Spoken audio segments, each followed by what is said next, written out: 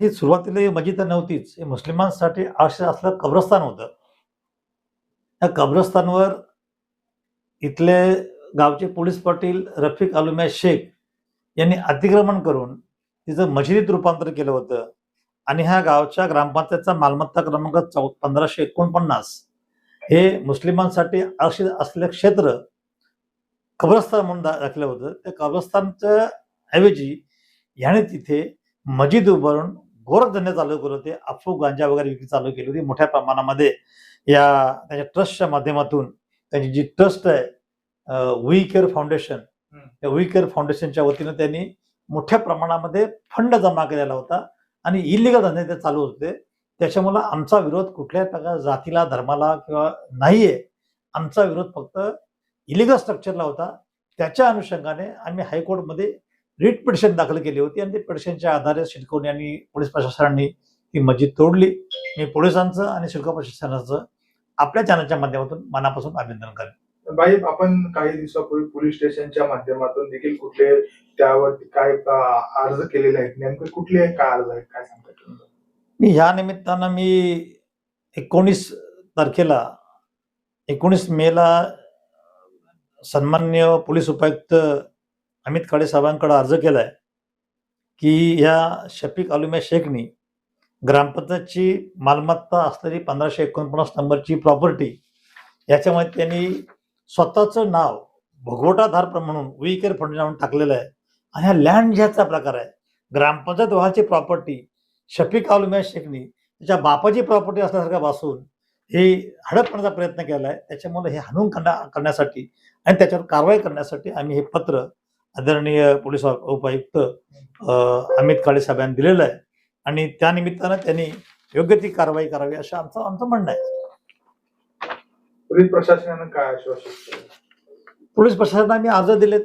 आता अर्जाची प्रत अर्जाच्या अनुषंगाने त्यांनी जर त्याची ऍक्शन नाही घेतली तर सन्मान्य उच्च न्यायालयामध्ये आम्ही दाद मागू.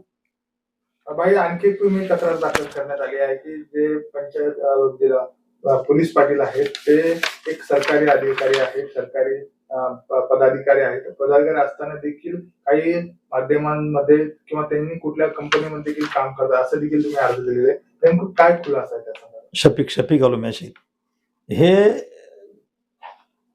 पोलीस पाटील आहेत गावचे, पोलीस वहाड ग्रामपंचायतीचे.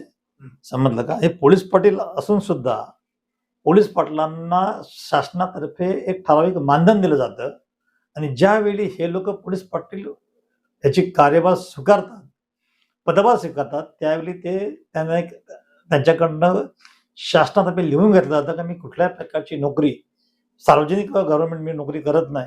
हे असून सुद्धा हे शफिक अलुम्या शेख हा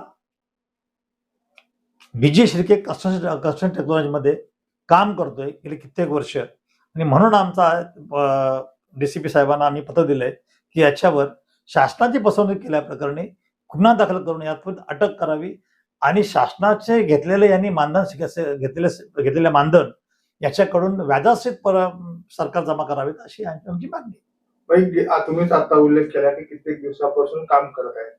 इतक्या दिवसामध्ये त्यांच्यावर अर्ज दाखल का नाही केला? मग आताच नाही, मी याच्या अगोदर 5 वेळेला अर्ज सन्मान्य तहसीलदार प्रांत साहेब यांनाही अर्ज केलेले आहेत. त्यांनी अर्जाची दखल न घेतल्यामुळे मला परत एकदा डीसीपी साहेबांकडे अर्ज करावा लागला. विजय शिर्के कन्स्ट्रक्शन टेक्नॉलॉजीचे कडून मी याच्या पगाराची स्लिप सन्मान्य डीसीपी साहेबांकडे पोस्ट केलेली आहे. तर ह्या बाबतीत विजय शिर्केंचा काय दोष नाही आहे ना, त्यांना काय माहिती हे पोलीस पाटील म्हणून काम करते म्हणून. त्यांनी योग्य ती कारवाई करावी. आतापर्यंत गुले पोलिसांच्या आदेश मी 2-3 वेळा सन्मान्य उच्च न्यायालयामध्ये दाद मागितलेली आहे. मला खात्री आहे की उलव्याचे पोलीस ह्याच्यामध्ये कारवाई करतील मला असं वाटत नाही. कारवाई केली तर त्यांचं अभिनंदन, नाही केली तर यांच्या आदेश मला सन्मान्य हायकोर्टाचे दरवाजे मोकळे आहेत. मी जाणार तिथे आणि नाटक करायला लावणार.